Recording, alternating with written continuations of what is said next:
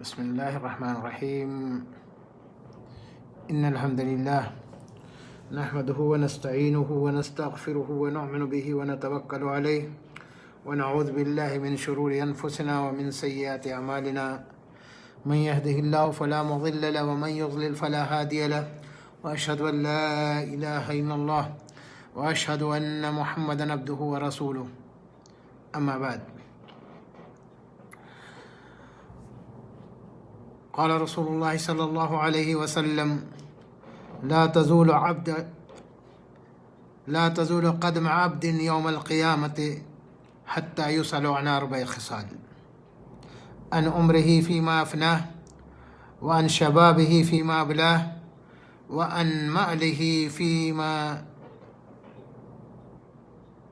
ماله من أين اكتسبه وفيما أنفقه، وعن علمه ماذا عمل به. عزیز دوستوں، نوجوان ساتھیوں، اللہ کے رسول صلی اللہ علیہ وسلم جو کہ اس دنیا میں امت کے لیے رحمت للعالمین بنا کر کے بھیجے گئے، فرماتے ہیں کہ لا تزول قدم عبد یوم القیامت حتی یسأل عن 4 خصال، کہ بنی آدم کے قدم قیامت کے دن ٹس مس نہیں ہوں گے یہاں تک کہ اس کے 4 چیزوں کے بارے میں سوال نہ کر لیا جائے، اس سے 4 چیزوں کے بارے میں پوچھا جائے گا۔ عزیز دوستو، آپ غور کریں کہ قیامت کے دن کے حالات کیسے ہوں گے، جس کے بارے میں اللہ تبارک و تعالی نے قرآن مجید کے اندر خود فرمایا: یوم یفر المرء من اخیہ وامہ وابیہ وصاحبتہ وبنیہ لکل امرئ منہم یومئذ شأن یغنیہ۔ ہر شخص ایک دوسرے سے، باپ بیٹے سے، بیٹا باپ سے، بیوی شوہر سے، بھائی بھائی سے، کوئی کسی کا پرسان حال نہیں ہوگا۔ ہر شخص اپنے میں پریشان حال ہوگا۔ اس دن کے بارے میں اللہ کے رسول صلی اللہ علیہ وسلم نے ارشاد فرمایا کہ بنی آدم کے قدم ٹس سے مس نہیں ہوں گے یہاں تک کہ 4 چیزوں کے بارے میں سوال نہ کر لیا جائے۔ عزیز دوستو، یہ 4 سوال اللہ کے رسول صلی اللہ علیہ وسلم نے اپنی امت کو بتلا دیا ہے۔ آپ غور کریں، دنیا کے اندر جب ہمارا اختبار ہوتا ہے تو اس کے سوالات مخفی اور پوشیدہ ہوتے ہیں، لیکن آخرت کے اندر جو سوالات ہم سے کیے جائیں گے، اللہ تبارک و تعالی نے اپنے پیارے حبیب محمد رسول اللہ صلی اللہ علیہ وسلم کے ذریعے سے بتلا دیا ہے۔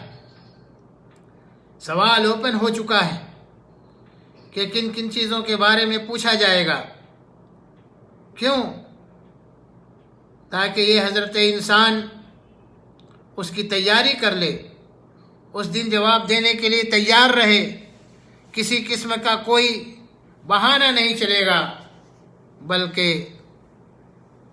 اللہ کے رسول صلی اللہ علیہ وسلم نے یہ بتلا دیا کہ ان چیزوں کے بارے میں پوچھا جائے گا۔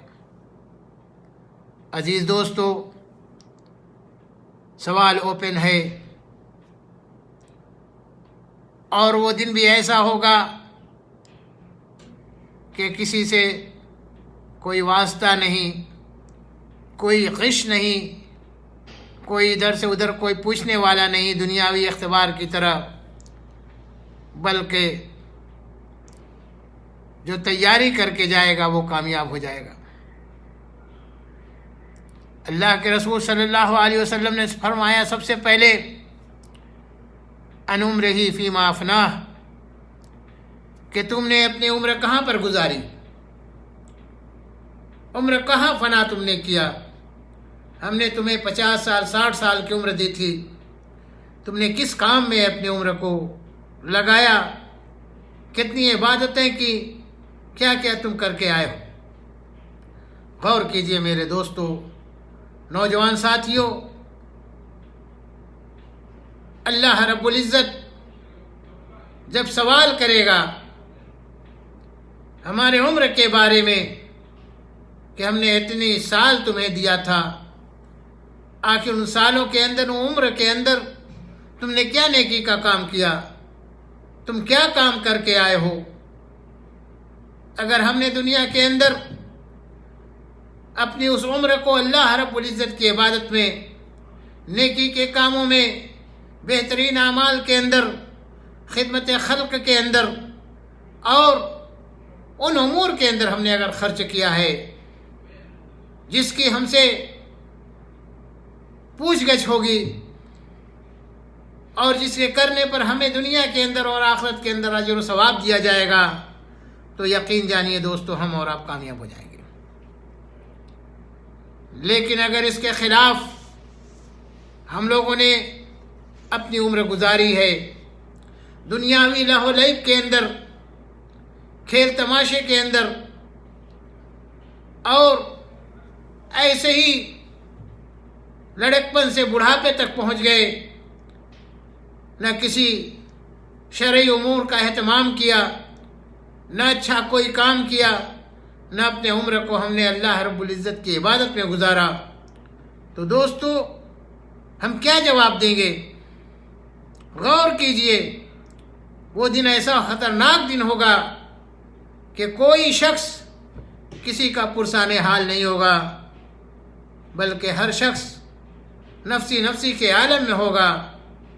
اللہ رب العزت اسی کو کامیابی اور سرفرازی عطا فرمائیں گے جو اپنی زندگی کو، اپنی عمر کو اس کی عبادتوں میں گزار کے جائے گا۔ آج کتنے لوگ ہیں اپنی عمر کو ایسے ہی گزار دیتے ہیں جس کا کوئی فائدہ نہیں۔ اس لیے دوستو اللہ رب العزت نے جو ہمیں یہ عمر دی ہے اس کو اس کی عبادت میں لگائیے، تاکہ قیامت کے دن جب ہم سے سوال کیا جائے تو ہمیں پچھتاوا نہ ہو، بلکہ ہم وہاں سرخرو ہو جائیں، وہاں پر ہمارا سر سرخرو سے بلند رہے اور عزت ہمیں حاصل ہو۔ دوسرا سوال جو کیا جائے گا وَعَنْ شَبَابِهِ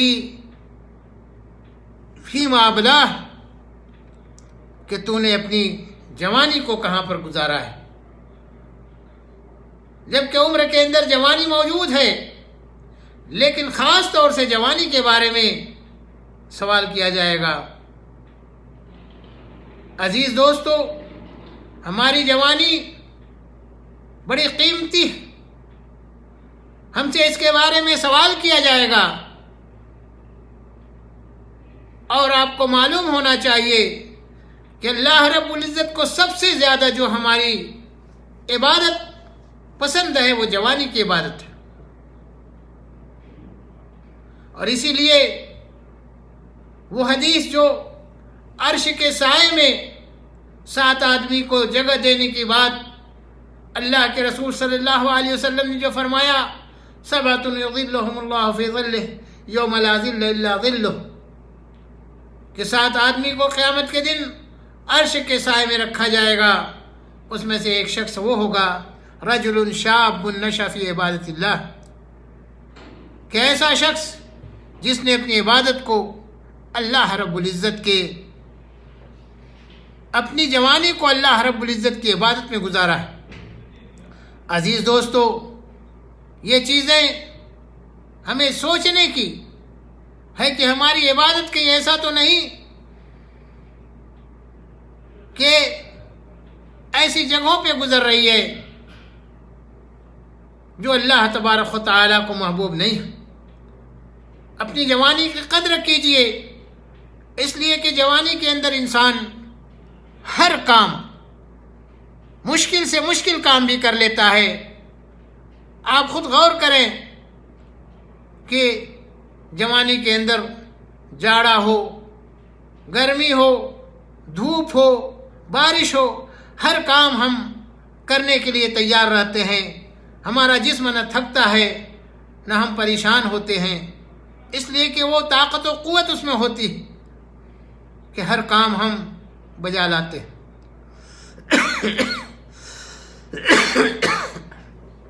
میرے دینی و اسلامی بھائیوں،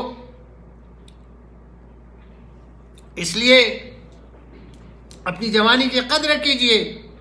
جوانی کو لہو لعب، کھیل اور تماشے کے اندر نہ گزاریے، بلکہ اللہ رب العزت کی عبادت میں گزاریے۔ اس لیے کہ یہ جوانی بڑی قیمتی جوانی ہے۔ انسان سمجھتا کیا ہے؟ سب سے اچھی جو عبادت ہماری ہوتی ہے، جو اللہ تبارک و تعالیٰ کو محبوب ہے، وہ جوانی کی عبادت ہے۔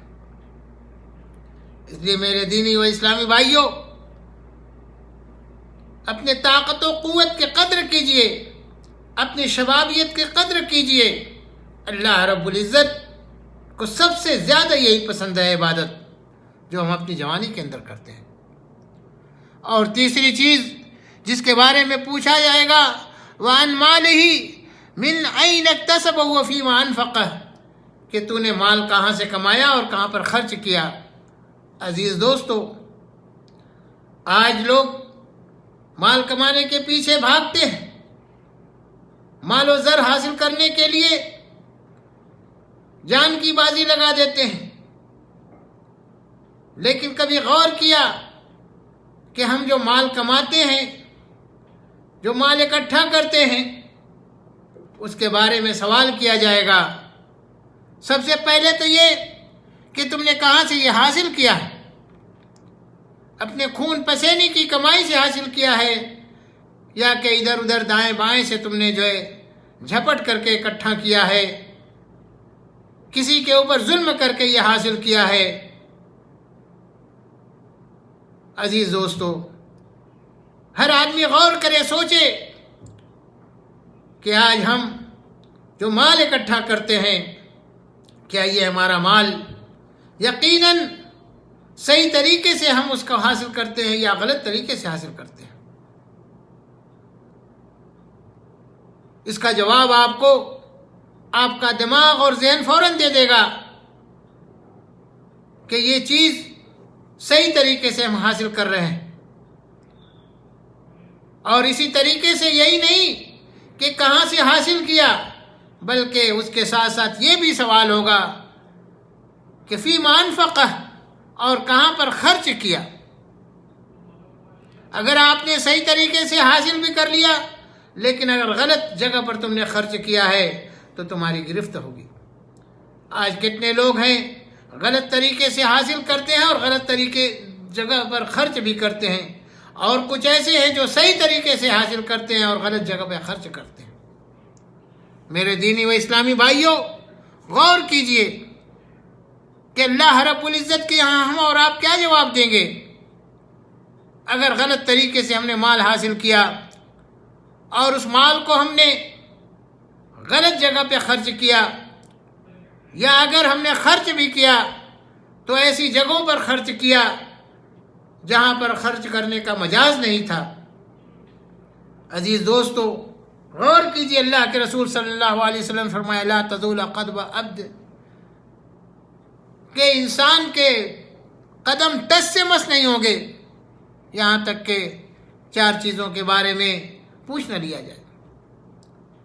اور چوتھی چیز، اللہ کے رسول صلی اللہ علیہ وسلم نے فرمایا وَعَنْ عِلْمِهِ مَاذَا عَمِلَ فِيهِ، کہ تم نے جو علم حاصل کیا اس سے کتنا تم نے عمل کیا، کس طریقے سے تم نے دنیا کے اندر علم حاصل کرنے کے بعد اس سے آپ فائدہ اٹھایا، اس پر عمل پیرا ہوئے یا نہیں ہوئے۔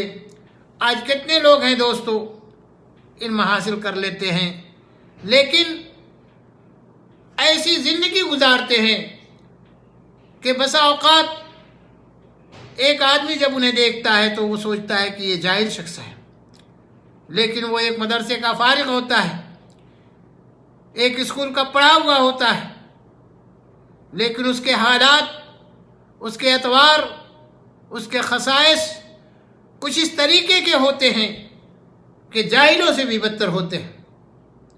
اس لیے دوستو، قیامت کے دن اس کے بارے میں سوال کیا جائے گا۔ اگر ہمارا سوال کا جواب درست رہا تو ہم کامیاب ہو جائیں گے، نہیں تو دوستو سوائے خسارہ اور نقصان کے کوئی چیز ہاتھ لگنے والی نہیں۔ اس لیے اپنے غریبان میں منہ ڈال کر کے سوچئے کہ یہ چیزیں ہمارے لیے کتنی درست ہیں، کس طریقے سے ہم اور آپ کامیابی کے زینے کو حاصل کر سکتے ہیں، زینے پر چڑھ سکتے ہیں۔ اگر ہم اللہ کے رسول صلی اللہ علیہ وسلم کے بتائے ہوئے طریقے کے مطابق زندگی نہیں گزاریں گے تو یقین جانیے دوستو، ہم اور آپ کامیابی سے سرفراز نہیں ہو سکتے۔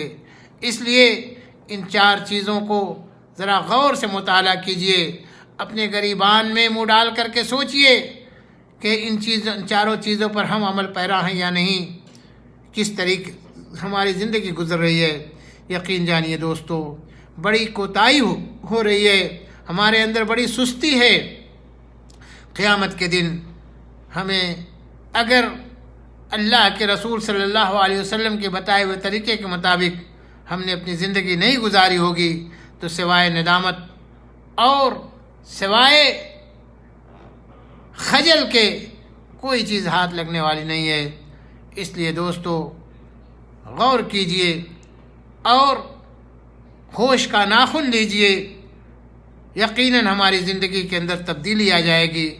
اللہ وحدہ لا شریک سے دعا کرنا چاہیے کہ اللہ تبارک و تعالی ہم لوگوں کو نیک عمل کرنے کی توفیق عنایت فرمائے اور کتاب و سنت کے مطابق زندگی گزارنے کی توفیق دے۔ وما علینا الا البلاغ وآخر دعوانا ان الحمد للہ رب العالمین۔ السلام علیکم ورحمۃ اللہ وبرکاتہ۔